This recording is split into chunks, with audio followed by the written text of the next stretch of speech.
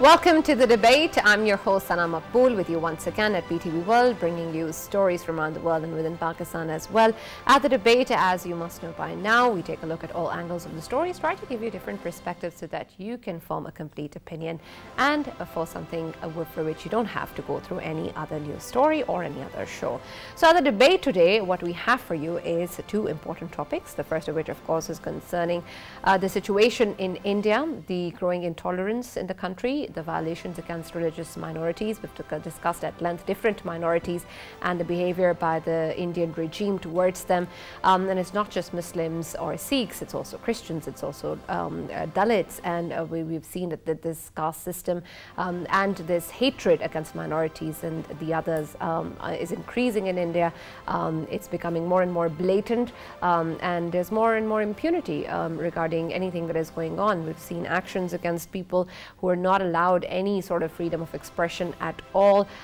We also know that a lot of hatred has also been targeted against individuals, people who are important in the media, in the show business. We also know that Farrukh, who's a well-known comedian, many of his shows, 12 shows in fact in 2 months, have been cancelled just because of course certain remarks are not are able to be digested by the Indian regime and other political leaders who find it offensive, and because of that you can just put a label of a law and order situation or an extremist or a terrorist or whatever you want and justify your action, which is what has been going on in India. So we'll explore this of course in more detail. We are also going to be looking at the situation in Afghanistan with specific focus on girls' education and the right to education that needs to be provided by the state and the government in Afghanistan at the moment. This of course is something that the Taliban regime has talked about before. It has given its international commitments regarding this as well. It continues to say that it will pave the way for providing educational facilities to its girls. However, despite the fact we know that public universities and schools have been closed since they came into power for girls, only private institutions have been allowed. And we've recently seen that 13 women also graduated from a private university with the Taliban watching on while the other universities remain closed. So whether or not the Taliban regime are actually serious about this commitment, what sort of plans do they have? Are these just going to be words that we're going to be hearing for a while with no real action towards making room for girls and their education in the country, and what really needs to be done regarding that, and what exactly is the right way forward in terms of providing real education to young women in Afghanistan. To further discuss both these issues, we of course have been joined by Mr. Farrukh Pitafi and Mr. Raja Faisal as usual in the show. Thank you gentlemen for being with us tonight. We also have been joined by Councillor Mubashir Chaudhry, who's a human rights activist. He will be here with us, and thank you very much for joining us, sir. He will be talking to us regarding the situation that is continuing in India. Mr. Mubashir, I'll start with you. The fact that we have seen so many violations and blatant actions of discrimination against minorities, against certain religious entities, against certain castes in India. The question, of course, arises that even though we've seen a lot of such discrimination and actions happen around the world towards different minorities and perhaps religious segments, the kind of impunity that we see that people in India are experiencing, how stringent their measures are in terms of even a single smallest expression which they don't agree with is scrutinized and acted upon, and with harsh punishments that the common people are facing. This sort of blatancy that we see in the way that the Indian political leaders have been interacting with points to a much deeper question as to what sort of a mechanism is allowing such actions in the first place. Thank you very much, Sana, for having me. I believe like one and only reason at this point of time is the government institutions are supporting those extremists.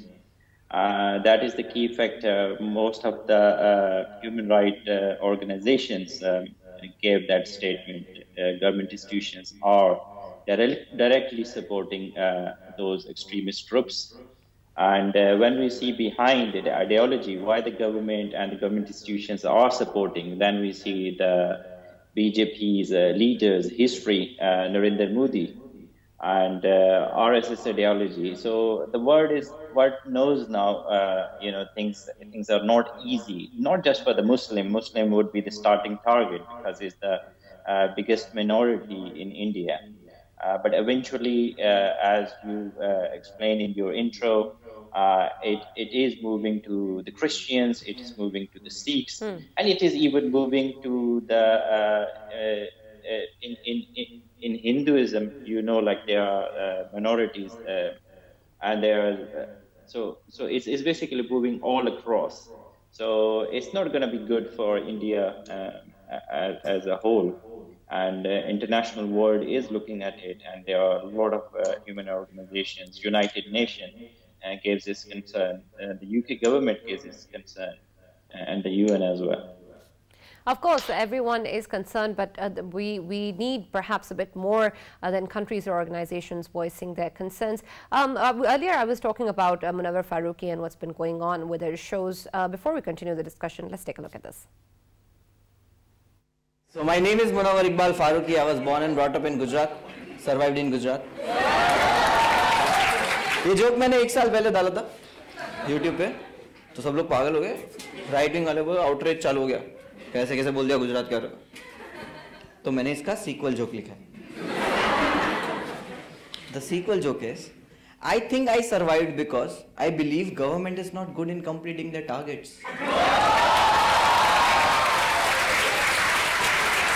First of all एक चीज clear करना चाहूंगा, तो जो joke होते हैं, मेरे joke या किसी के भी जोक मोस्टली फिक्शनल होते हैं. आप लोग सबको पता है राइट, कि जोक फिक्शनल होते हैं, झूठ होते हैं, ठीक है.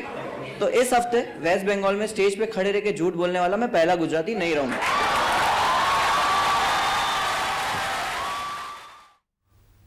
Funny man, Munawar Farooqi. But then again, you need a strong stomach to digest humor, and I don't think Modi's regime has that. What do you think, Farrukh?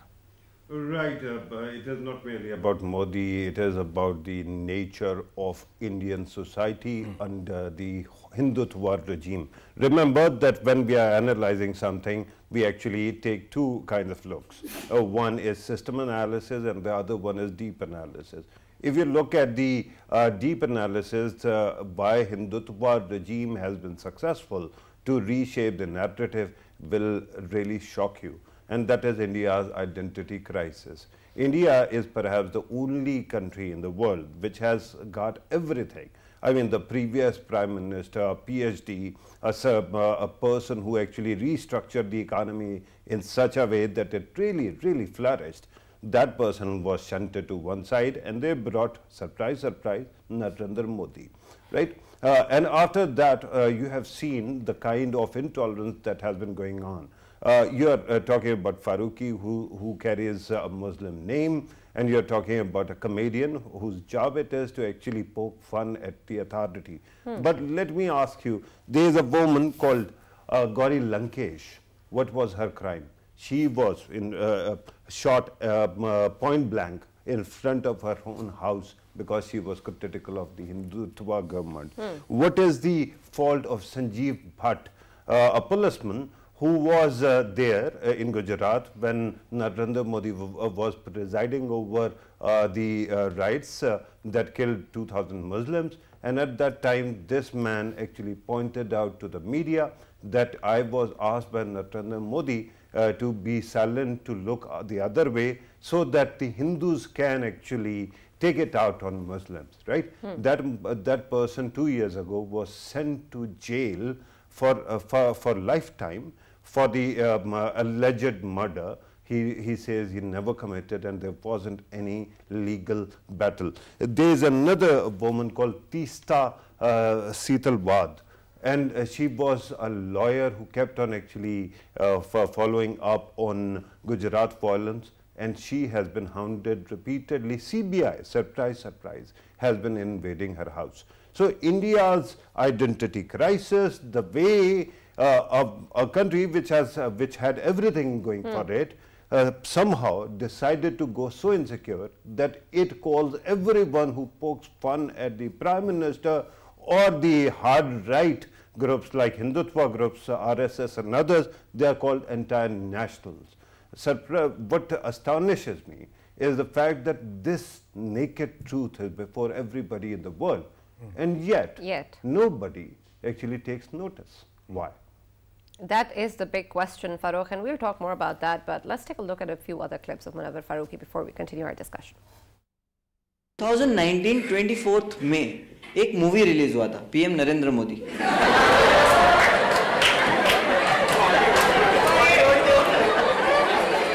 What, ये Bollywood joke है? तो एक बॉलीवुड मूवी रिलीज हुआ था जिसका नाम था PM Narendra Modi. अब उसी दिन सेम डे और एक मूवी रिलीज हुआ था, किसी को पता है? सेम डे 24 में? नहीं, डिज्नी का Aladdin. And for the first time in India Modi ji के सामने कोई मुस्लिम खड़ा है। 2009 मुझे रियलाइज हुआ कि असली बायोपिक मोदी जी का तो ये है। अलादीन फकीर आदमी है। अब Aladdin Well, Faisal, you've heard the jokes, but the real joke, of course, is the fact that the people around the world continue to keep a blind eye towards what's going on in India and don't want to really look at the situation or to be able to call out anyone. And we all understand that there are national interests and foreign policy concerns and money matters, and those kinds of issues and concerns actually take precedence over any other situation. But don't you think that we've seen in history that after a certain time, when such violations or such discrimination became so obvious and clear, and there's more and more international opinion and support that is garnered, the organizations and countries around the world are forced to act on it. Has that line not been crossed yet? Sana, you know, the sorry state of India right now, and what we saw just, Munawwar Farooqi, his jokes, they were very heavy jokes, and while I was listening to him, I didn't feel like laughing over it, but I was considering these meaningful jokes a disaster for India, today's India, and it might turn out to be even more worse in the coming years. One of the jokes I came across once of Munawwar was saying that he went somewhere in somebody's office and he was called, rather than being called Munawwar, he was called Manohar. Then he mentioned that though I was called by a Hindu name, but I was treated well. So there's a huge meaning behind it. It means that in today's India, if you're a Hindu, you will be treated well. If you are anything else, you will be treated really bad. Or perhaps even if you disguise as a Hindu. Exactly. Just act like one. And talking about the organizations, why they don't do anything about it, the world organizations I'm talking about. Well, the biggest problem is wherever they are, inquire about anything going on in India, the biggest excuse today's India has, that they are a democracy and they have the right number in the parliament, and sadly majority of them, they hail from BJP, and BJP, everyone knows that it is a political offshoot of RSS, and the main power it grabs on, it comes from offshoots like Bajrang Dal and Vishwa Hindu Parishad, the organizations which are known for hatred primarily against Muslims, and then rest of all of the religions, they are their target. So we need to understand, and as earlier you mentioned, not only the minorities, but there is another minority within a majority, that is Dalits. Dalits are considered as, Dalits, they write themselves as Hindus, but when it comes to the top class Hindus like Brahmins and the other ones, what they do is they treat them as non-Hindus. Why? Because they are the third class citizens amongst them, and they have a huge number. If we talk about their numbers, around 26 to 27% of population of India, it is actually the Dalits, and they are being ignored. They are not even given a right to call themselves Hindus. And it's so surprising, Faisal, Yeah. considering the fact that we're living in a world where there is so much hue and cry about the slightest voice which is not liked in terms of anti-democratic voices or authoritarian rules in European nations or elsewhere. The emphasis of inclusivity or women rights in Afghanistan, for example, or other examples of the way people rule their countries, which is put under a lot of scrutiny. But then we have the caste system and it's functioning and there's discrimination against it. But Sana, it's going on. Yeah, I just wanted to mention one more thing here. You know, India is such a country where their population is 1/6 of the world, and whatever goes around in there, the world should be worried about it, because they might say that whatever is happening, it is happening by the will of the people, majority of the people I'm talking about, because Modi keeps on saying and BJP government keeps on saying that we are a democracy and our rules and our you know, laws, they are derived from the will of the people. Well, fair enough, fair enough. It means that today's India, the majority of the population of today's India is actually against humanism, the essence of humanity. It is against it because they are against their own minorities. I mean, I think very recently, one of the church, which was a newly you know, built church in western New Delhi. Yes. Then what happened? It was vandalized while the church sermons were going on. And we've seen many such examples in the past as well. Faisal, Mr. Mubashir, considering the caste system at the moment, when we talk about discrimination within different castes, do you think that perhaps is a step which is even harder to address than the issue of minorities or the rights of different religions within India? Because this may be perhaps even far more ingrained or far more difficult for people to convince. Is that why it is less talked about? I mean, Sana, what it is, when there is a hate needs an enemy. So at the moment, the biggest enemy of the hate in India is Muslims, unfortunately. So when they've been taken on, after that, it would be Christian, the second biggest, then Sikhs. And then obviously leads.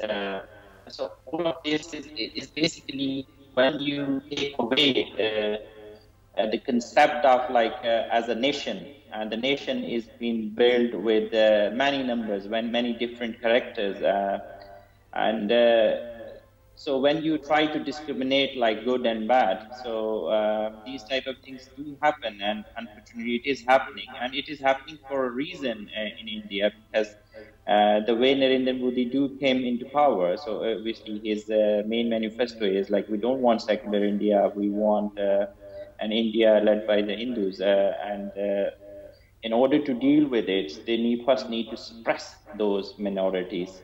And this is what they are doing, and eventually I believe unfortunately they will be successful if it carries on like that, because internationally organizations and you know, they do have the say, but they do not have the mechanism how to implement whatever they say.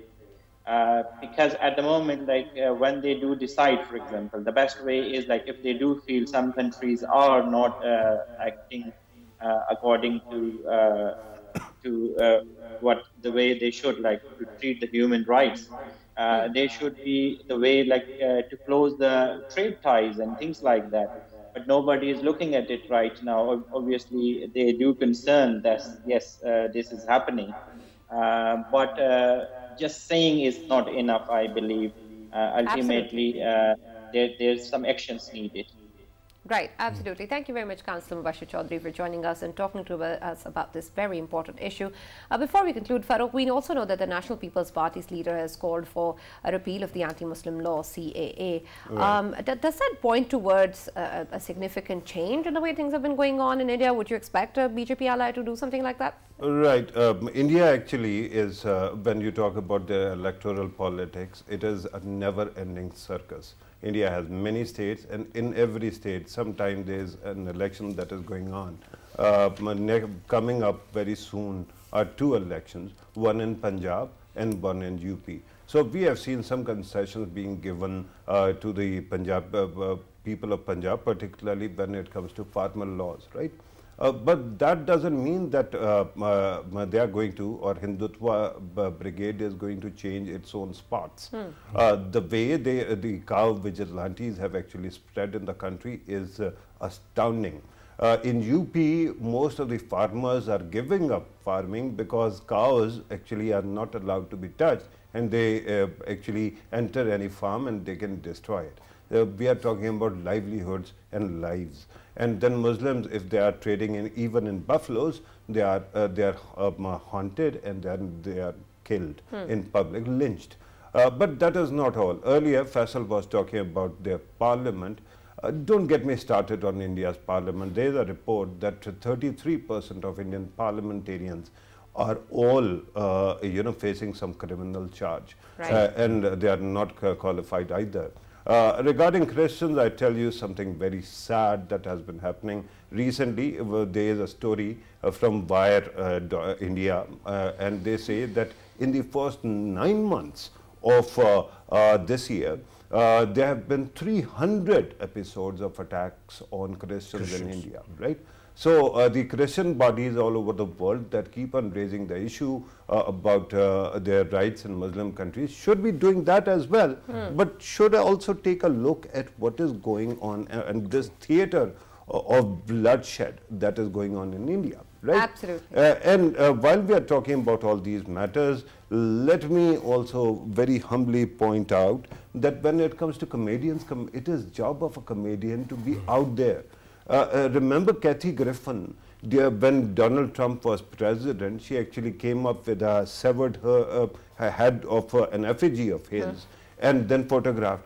She was ridiculed, and rightfully so, but she was never threatened this way. She was never arrested by police this way. This kind of absurdity that is going on in India will wreck the civilization. There are 1.3 billion people. They are part of the world. You cannot keep them out. They are everywhere. They are influential. One generation or two generations later, all this poison will spread in the world's veins. And the way Quantico, they own a series, ABC series, that actually featured their own star, Indian star, it was cancelled only because they showed that Hindutva groups actually are perpetrating terrorist activities in the name of Kashmiri Muslims.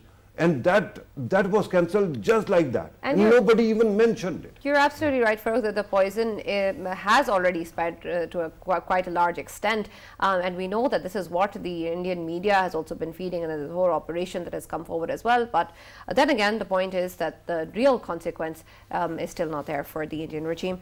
Let's move on to our second topic, which of course is the issue of girls' education in Afghanistan, a very, very important issue indeed for the girls and women of Afghanistan, the access to education, and of course the importance of this particular right, and how big of a commitment this is by the Taliban regime in Afghanistan, and how much will they make an effort towards actually fulfilling that. We have been joined in the show to discuss on this further by Maya Luikhto. I've been told that is the correct way to pronounce your name, and yes, I hope I'm not wrong. She is a Pakistan-Afghanistan correspondent at YLE, which is the Finnish broadcasting company. Thank you very much for joining us on the show, Maya.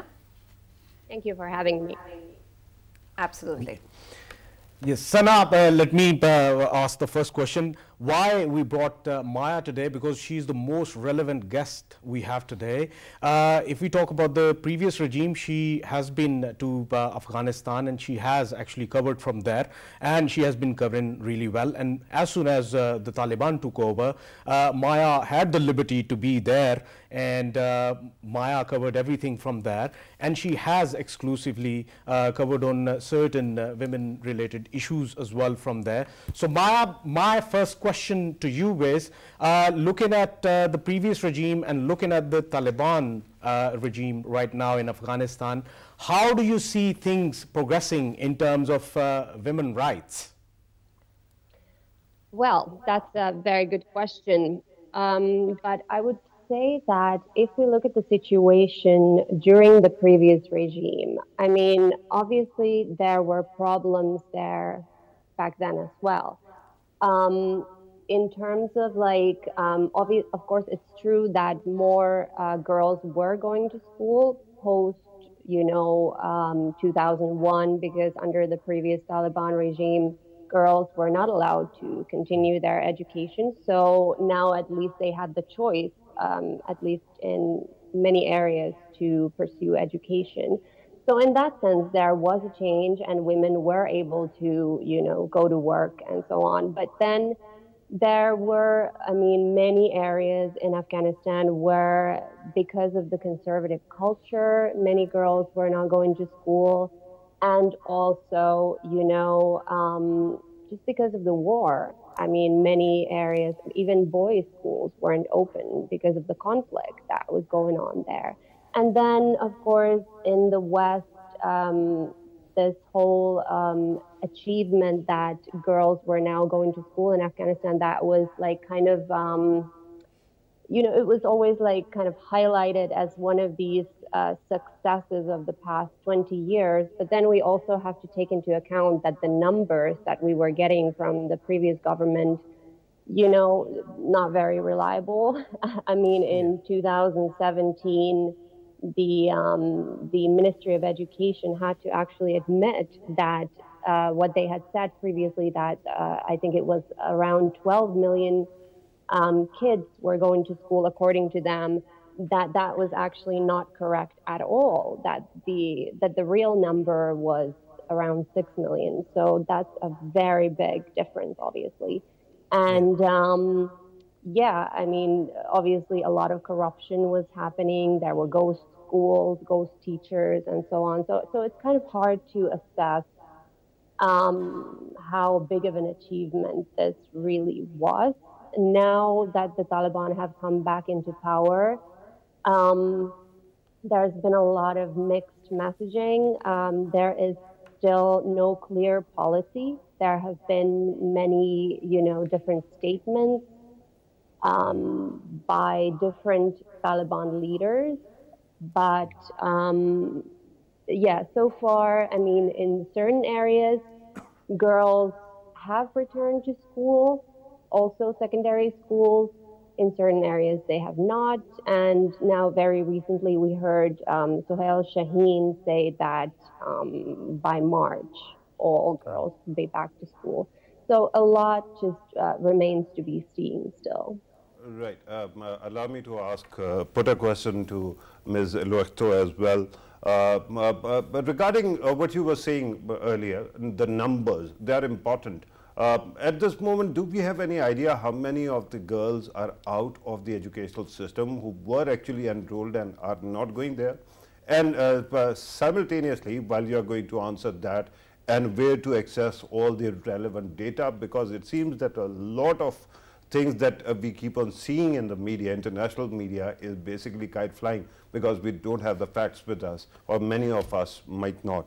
The second aspect, and that is also important, is to actually distill who is the hardliner who's refusing these girls to go to school.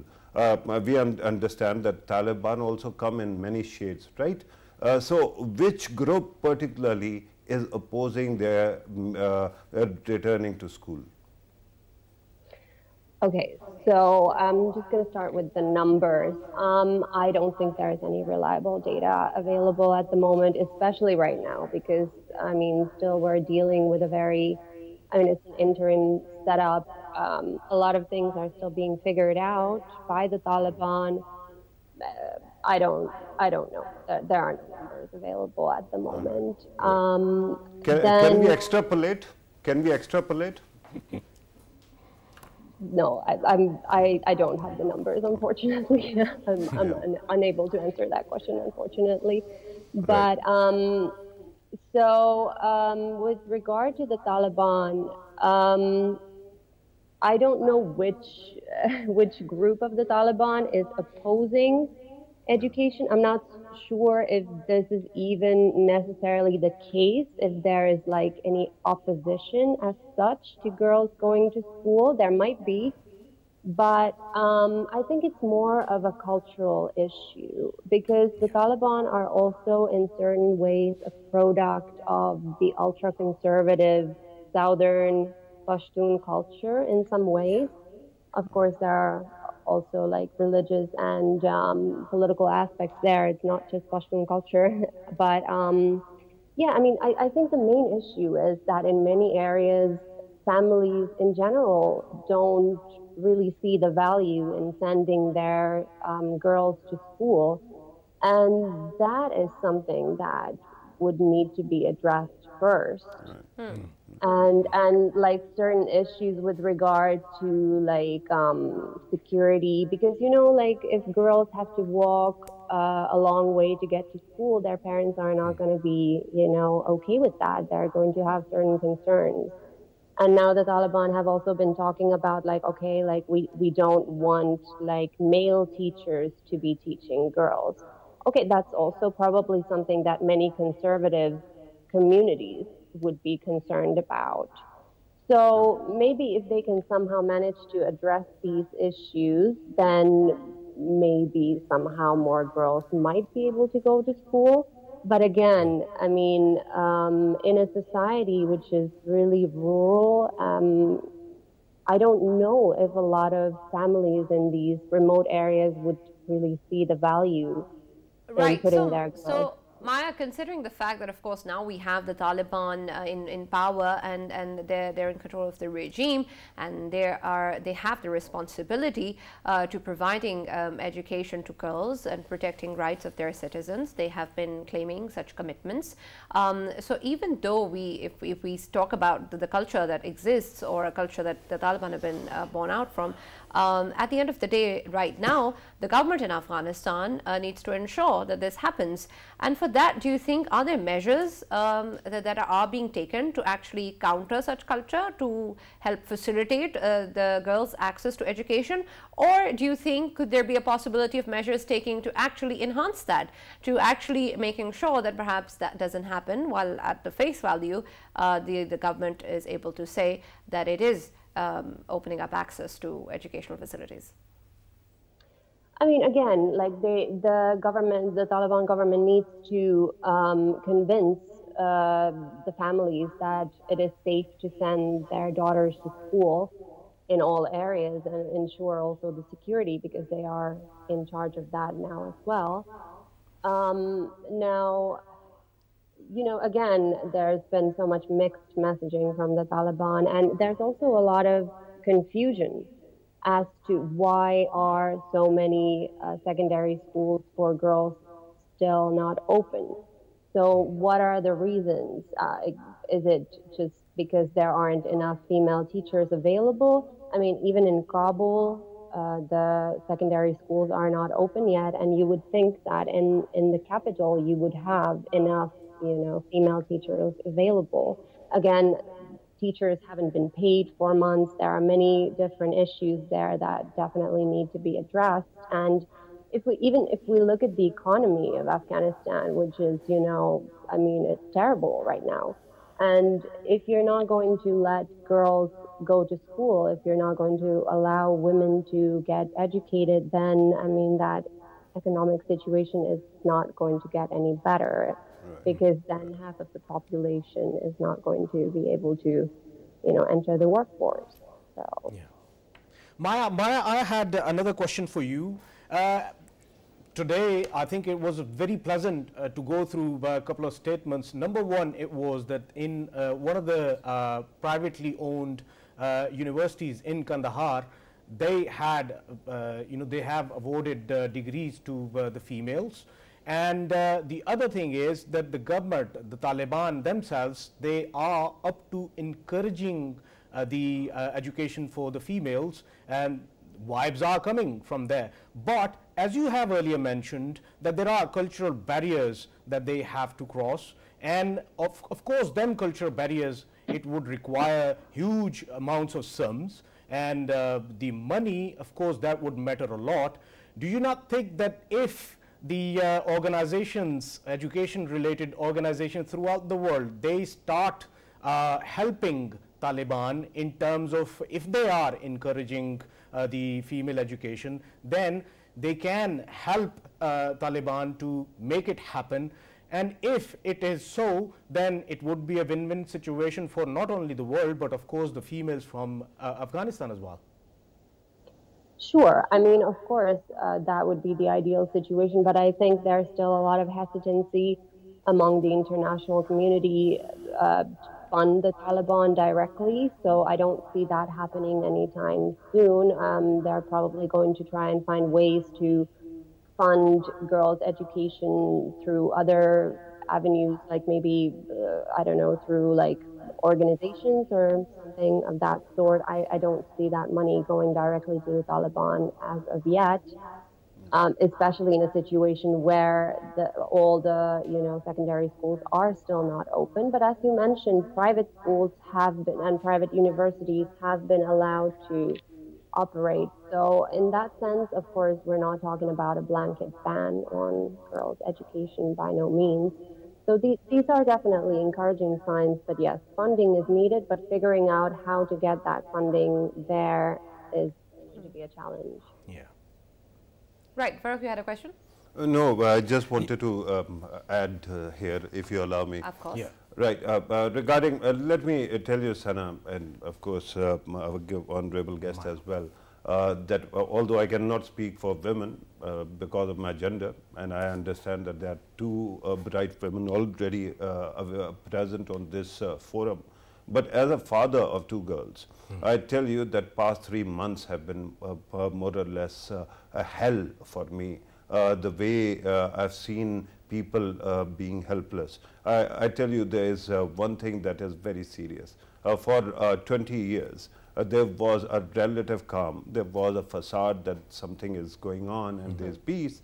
And in that, because of relative stability, new people actually came into this world.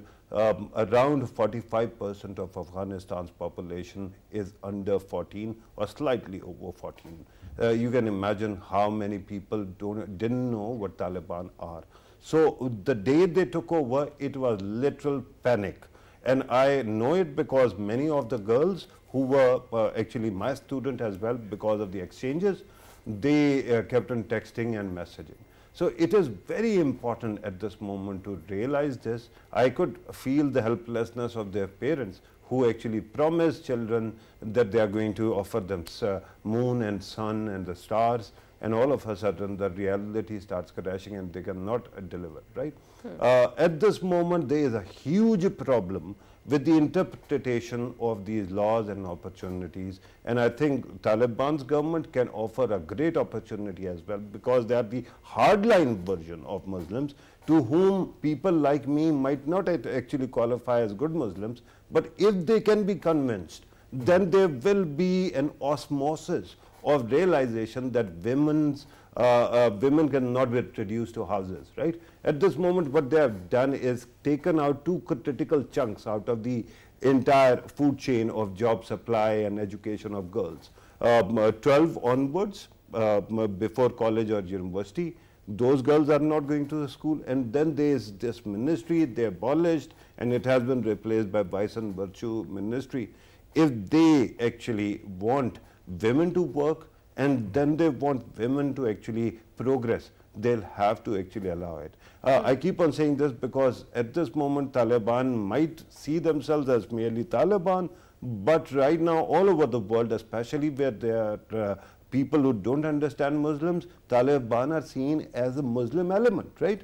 So I don't want my religion, my identity to be taken away by these groups and they be presenting a reality which actually presents a caricature. Today's statement is great, but I want to see more action. Right. So, Farrukh, who really gets the job of convincing these hardliners otherwise, and how? First of all, I think the neighbors, especially Muslim neighbors, should have this conversation because we have some clout, right? Then, of course, money is the best argument. When you are offering money, you should actually, and they have rightly made it conditional. But what is happening, 3 months have passed. These kids, I mean, their lives have been denied. They don't know what is going on. At that moment, you cannot say, we will do it in due course. You'll have to do it tomorrow, day after tomorrow. Right. If you don't do it, then the civilization, I tell you, 1.5 billion Muslims all over the world don't need this kind of embassy in a government that actually distracts for their identity of being progressive and being enlightened and tolerant as well. True. Another concern, of course, Maya, that I have over here is, and perhaps it's a bit ahead of time, is the kind of education that is going to be provided to the girls. Earlier, you're talking about how perhaps instead of male teachers, we could have female teachers. That may seem okay on face value. It doesn't seem to be too problematic, but at the end of the day, it does make a difference in the kind of opportunities that are accessible to girls versus the ones that are accessible to boys. And what's going on within the schools or the universities? Is there, can the Taliban regime ensure a right of equal education to these girls and access to equal opportunities? Is there anyone looking into that right now, or do you think that's a step that's going to come later? Well, what I can say is back in 2016, when I was still based in Afghanistan, I actually wrote a story about Taliban schools. So schools that were operating in areas that were already then under Taliban control, and they did actually make some changes into the curriculum in those areas at that time. But they weren't very drastic changes. They removed some topics such as music and things like that. But yeah, they didn't stop teaching subjects as far as I remember. So most of it was kept the same, but some changes were made. Now, I don't know what that would mean right now. I don't think they have even gotten round to changing the curriculum or looking at, what subjects will be available for women at universities. That we're going to have to just see later when it comes to that. But yeah, I mean, as you said, women must have, equal rights. They must have equal opportunities in the society. And I mean, one thing that the Taliban need to realize also that there are many widows in Afghanistan, especially after 40 years of war. One example, my maid in Kabul who used to come to my house, she was a widow. Her husband died in a suicide bombing, and she was providing for her kids. Now, what's going to happen to women like this if they're no longer allowed to work? So that is definitely something that the Taliban also need to realize. Absolutely, and the issue, Faisal, of the curriculum is also an important one, because we've seen that there are regimes that offer their own versions of history, that they only teach what they want to teach, and that this sort of enabling a certain agenda or ideology, it has quite been used in the past as well in terms of what is being taught in schools, the kind of education that is being provided, and that also requires a lot of responsibility by whoever designs that or whoever is the one that is providing education. At the current state of affairs that we are right now, can we guarantee that such a thing will happen in the future? Sanab, I don't know if I start talking about India once again, you would sort of tag me that I brought that thing again. But in a way, I'm happy about the curriculum of changes of Afghanistan right now. If Taliban will change it, I'll be happy with it. The reason behind it is that for consecutive 18 years, Indians, they have been putting too much efforts into designing curriculums and giving a curriculum for students of Afghanistan that actually carries an element, anti-Pakistan element and hatred against Pakistan, and it is seen everywhere. The youth you look at, that youth going through that curriculum actually is injected with hate against Pakistan, and I think this shouldn't be like this. And I expect that the Taliban, they will reverse it, and we, being their neighbor country, of course we want to have good relations with them, and hatred against any country. I would never recommend that we should be giving a curriculum that creates hate or penetrates hate amongst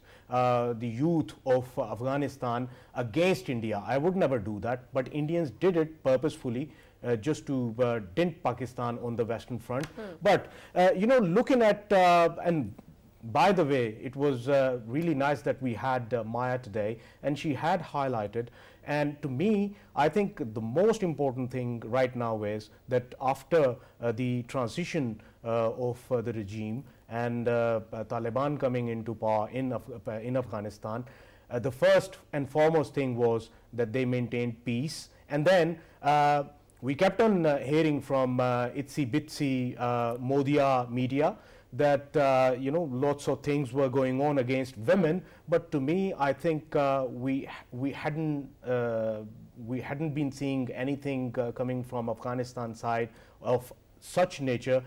Maya is someone who has actually traveled and stayed there for quite a bit very recently while Taliban were there, and she can give us the outlook that at that time when she was there, of course, nothing of that kind which was highlighted or propaganda which was being run on Indian channels, it wasn't the situation as such. It was entirely a different situation. Maya, I would like to ask you this question. The treatment of women, which was exclusively highlighted in the Indian media, of course you would agree that the situation was a lot different from what was portrayed in Indian media. Well, I haven't actually seen these reports in Indian media, so I'm not sure what exactly was highlighted there. But yeah, I mean, when the Taliban came in power, obviously there was a lot of fear in the first moments because nobody knew really how the Taliban were going to deal with people. Is there going to be retribution? What is going to happen? So I understand the fear and panic that happened in the first days. But, what I saw when I went there, women were still walking on the streets, maybe not as much as they used to, but they were there, and they were not, forced to wear the blue burqa. They were, I mean, yeah, certainly, like, maybe they were a little bit more conservative than, previously in the way that they were dressed. But yeah, I mean, a lot of the things that people were afraid that might happen still haven't really taken place. We don't know which way things might be going next, but yeah, I mean, obviously there was this sort of a hysteria, even in the media. Right. And absolutely. Maya, thank you very much. I'm sorry, we're running out of time. Thank you very much, Maya Duikhil, for joining us and sharing your opinion. And of course, the very important issue of girls' education in Afghanistan. Of course, we still don't know what's going to happen and what sort of a commitment fulfilling we will be able to see from the Taliban regime. It is a complex situation, but of course, as always, we hope for the best, and we hope that we can see girls going back to school in Afghanistan sooner than later. Thank you for joining us on The Debate. Stay tuned to PTV World.